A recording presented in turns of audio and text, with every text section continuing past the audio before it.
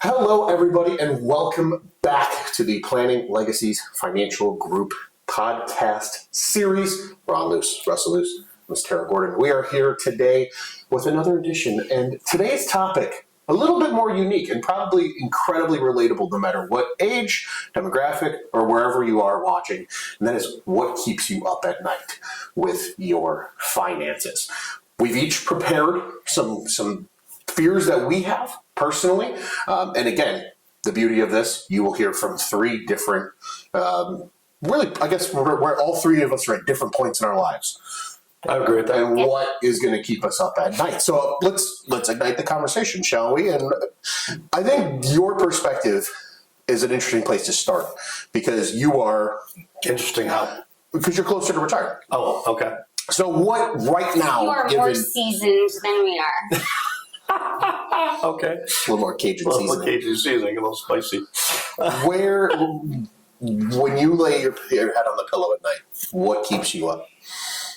Well, I have a unique perspective and unique situation because having special needs children and having other children lends to, and plus having a business, lends to different dynamics of what goes through my head when I lay down. I always make sure I keep a list next to the bed so I can write down everything I haven't done or what I need to call about or worry about because I don't want to drop things. And that comes into play, especially dealing with, I am close to retirement. I'm 62. I don't plan on retiring until probably 72 at the earliest, so 10 years from today. Crazy work. What's that? It's crazy work. Yeah, this doesn't work to me. This is fun. As long as my brain is operable. But the thing is I still worry about what's going to happen to my family, what's going to happen to you guys in the business. No matter what the situation is at home, the children are not changing. They're still my kids. And having two special needs adults, you worry about, okay, what happens to, something happens to me, what happens to them?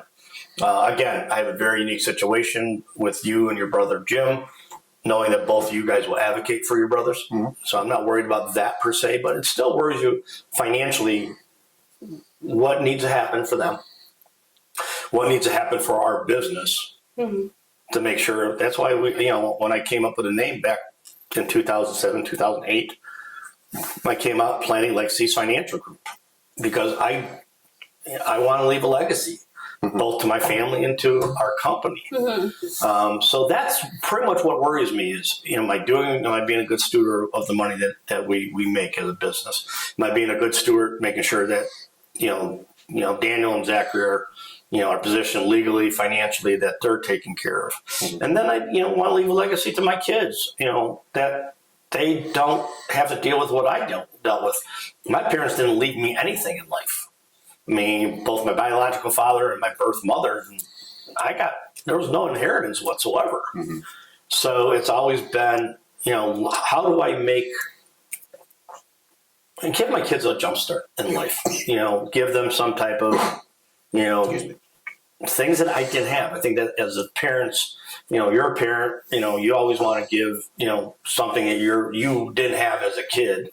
You want to make sure your kids get that. You always want to benefit the next generation. Right. You always want to make a difference in that next generation. So people start looking at retirement, I think, way late in life.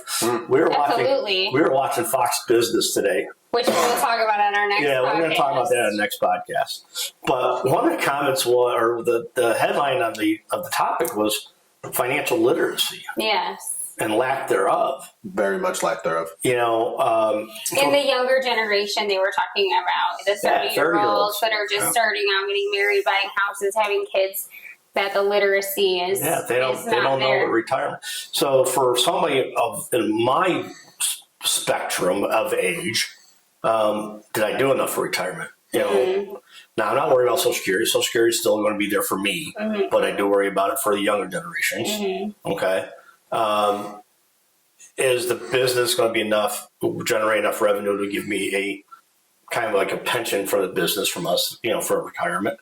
What does retirement look like? I can only golf so many times. Yeah, I can only still either. I can always sit around the house so long. So I'll be doing something. What does that look like? So those are the things that kind of run. People who start looking at retirement really, honestly, in their mid-50s. Yeah. Which, in some people's cases... right before they tell their employer that they're going to be retiring, then they say, oh, well, now let's sit down with somebody and talk. Yeah. Right. Yeah. And that's part of the education process. I think what we bring, hopefully, to you on YouTube and our Facebook and our Instagram and all anybody and anyhow you're watching this, is people spend more time planning their vacations Yes.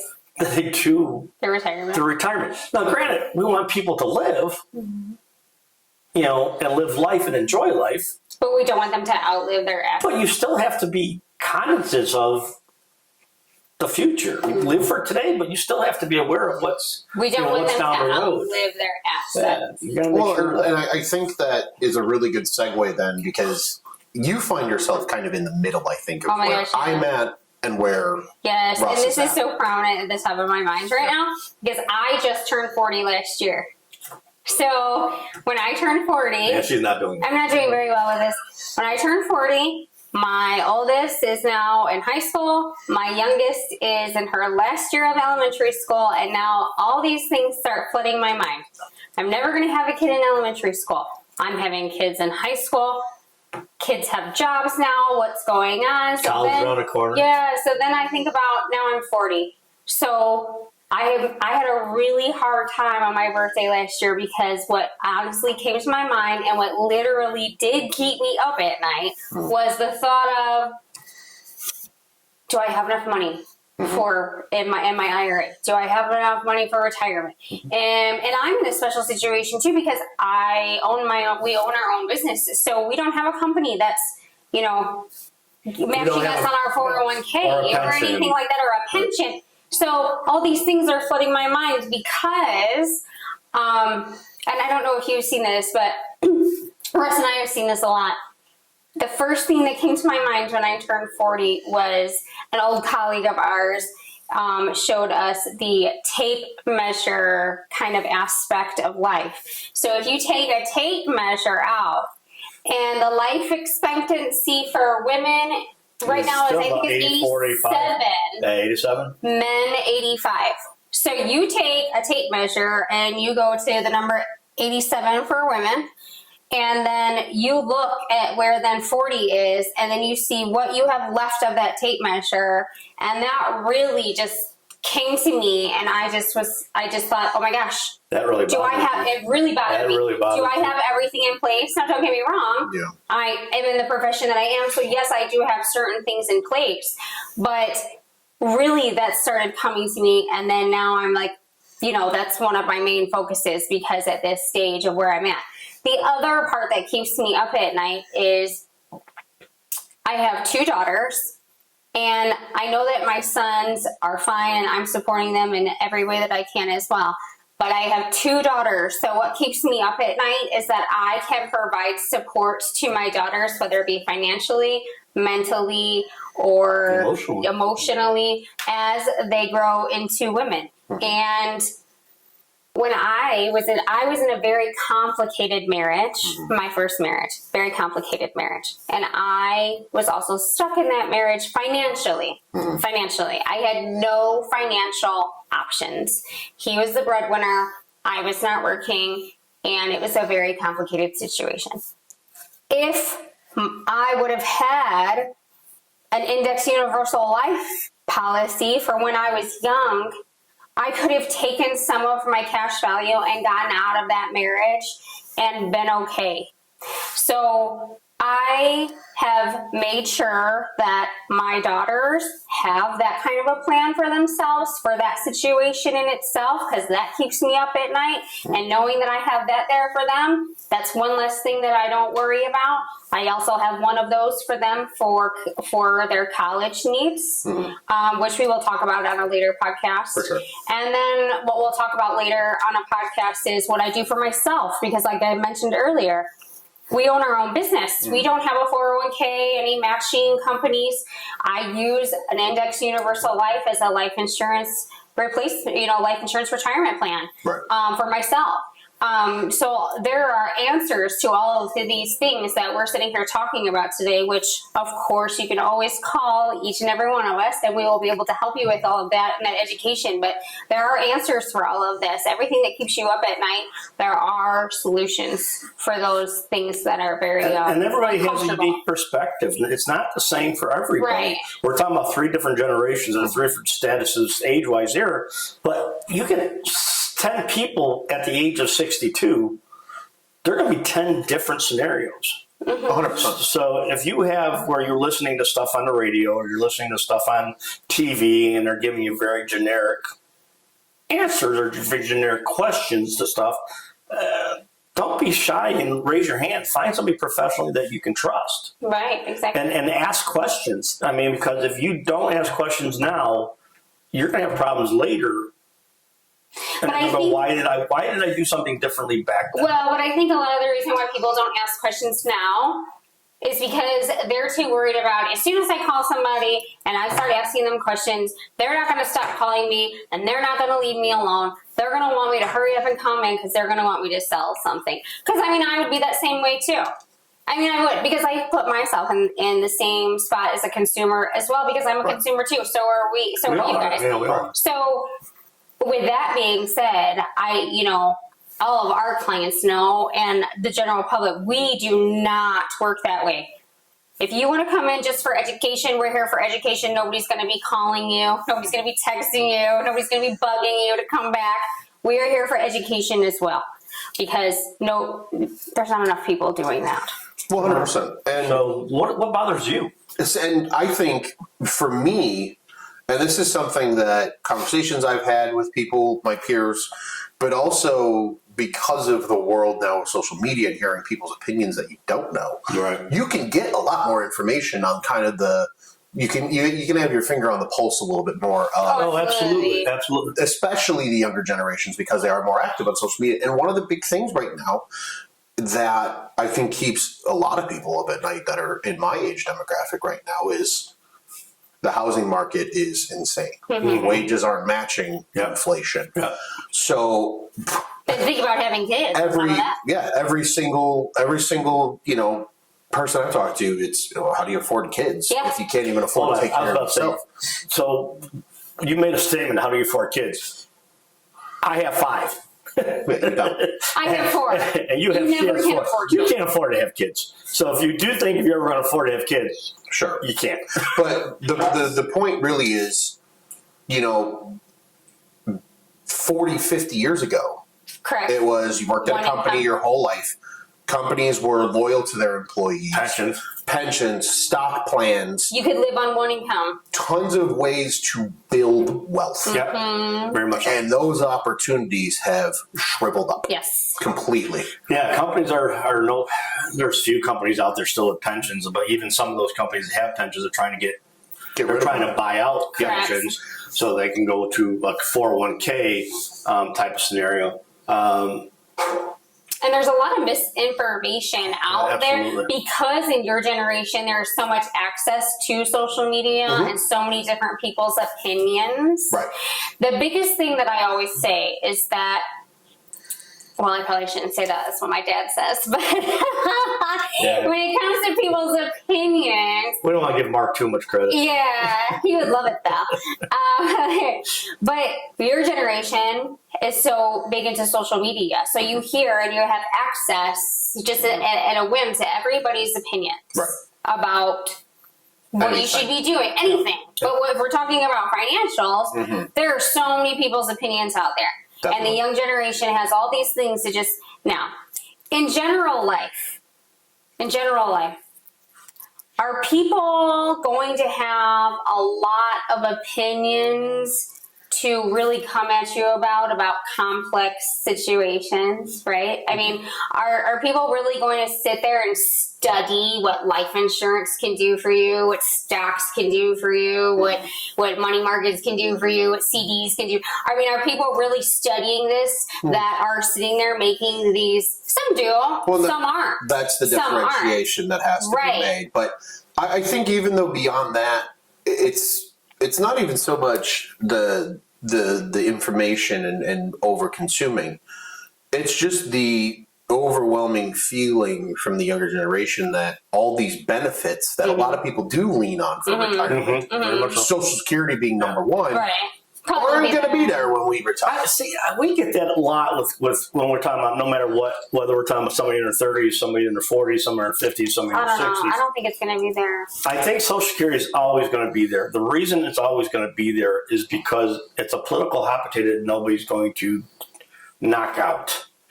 Yes, but it's going to be reduced. But will it be the same as it is today? Absolutely not. Well, there's already concerns, and this is something that we've recently done. Medicare. There's a lot of concern that even Medicare is not going to become available because of the funding aspect. Or completely reduced, or very much reduced. Very much dwindled down to the bare minimum. Well, there's stuff now that you have, like you guys know more than I do with the Medicare, that they're making changes. So that's why I think it's important for somebody age 30. Hey, in the 20s, you don't think about this stuff. Absolutely not. Who does? I mean, I don't care. I got married and if you at do, 20. Good for you. Right. If I got married at 20 and I had a kid at 21, nobody told us that you need to plan. You need to do this. You need to do that.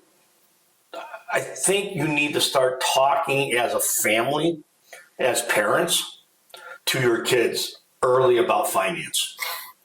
So the literacy part that we joked about earlier. But a lot of the parents don't even have it themselves to teach their children, and they definitely don't teach it in school anymore. No, but that's the thing is, get somebody that find a channel like ours, or find another channel, find somebody that you trust in our area. Mm-hmm.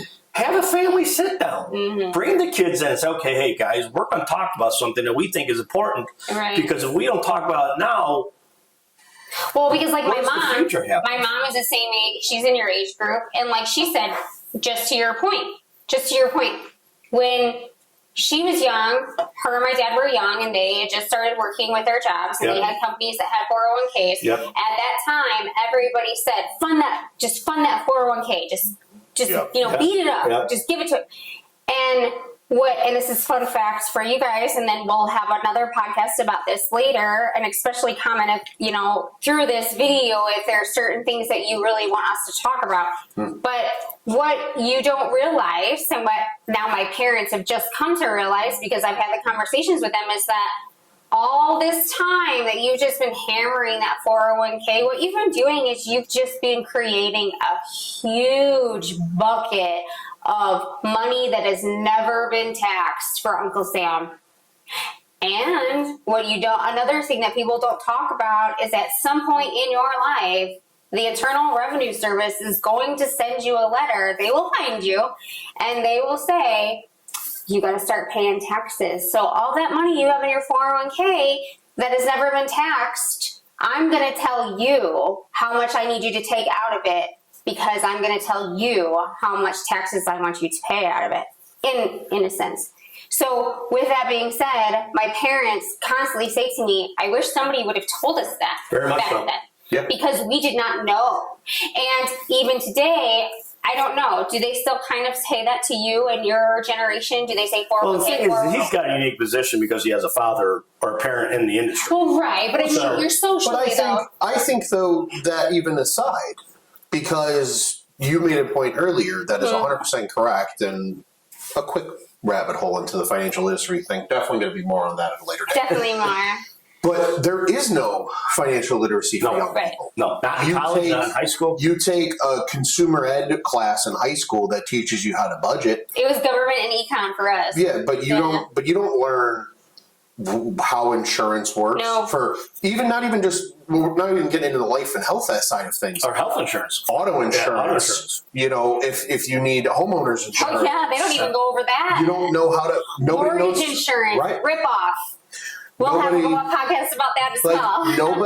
There is none of that education. And that's always been kind of a big knock, I think, especially amongst my generation in the education system, is that you get out into the real world after school and you're like, I can tell you how to find the area of a triangle, but I can't tell you how to do anything that's genuinely important. How do I invest? What do I invest financially? Right. Yeah. What do I do? Do I start a bank account? How much money should I leave in a bank account? There's so many things that. And this is why I'm teaching my kids this right now. Well, it's because we're in the industry. Yeah. My son is 15 years old and he just started a job yesterday. and he was trying to calculate because he's trying to get so much money saved up by the end of the summer, and he's trying to calculate everything. And I said, okay, son, this is what you do. You calculate best case scenario, worst case scenario, know you're going to wind up somewhere in the middle. And I start with those very small little lessons Sure. to teach them now. Yeah, right? and build that education. And that's, I mean, Well, think about your grandfather and grandmother's generation. oh yeah, it's a night and day difference. Night and day difference. Nobody talked to the kids, period, about money. No, because at that time you didn't. So that No, you didn't. you You don't. were supposed It was taboo. That was like Yeah. private. That's an adult thing. Yeah. How much money did you make, Dad? None of your business. You Right. never I mean, say that. 100%. You would honestly get in trouble for asking that question. Yeah, in you my would do your house. parents mad. Yeah. I think for somebody in their 30s, I wish at that time your biological grandfather was married to a woman that worked for Prudential Life Insurance. Nobody even ever came to me and said, hey, Yeah. have you thought about Right. this stuff in my 30s or even in my late 20s Right. when I had a family? Right. And I don't think that's the challenge, I think, for some of your generation. 100%. And that kind of brings us back to the initial point here, too, of what keeps us up at night. So it's all these lack of thereofs growing up. And then now, because now more than ever, it's not as straightforward as it was when it's your much parents murkier. worked. Yeah, it's much or more even when murkier. your Right. parents worked.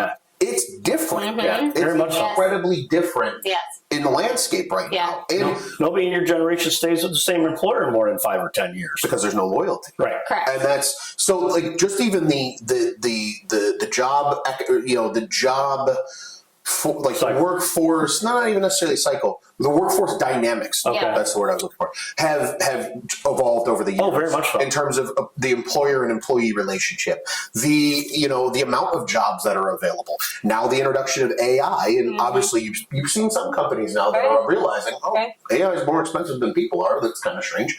So, but there's still that fluctuation. And I think on top of it, too, there's also something to be said because, as you mentioned with the social media and everybody having opinions, it's being able to know where to go for the right information. Yeah, because everybody's Because situation is different. Because now it's not even so much, let's say in the 1980s, it's not, I need to find somebody in town that we can go to do this and learn more. Now it's, how do I filter the information? Because now there's so much information. There's so much noise out there. I mean, you get on the internet and type something in, or you can talk to 10 people in a room and you get Probably 10 different answers. 10 different answers. Like we said earlier, 10 different opinions.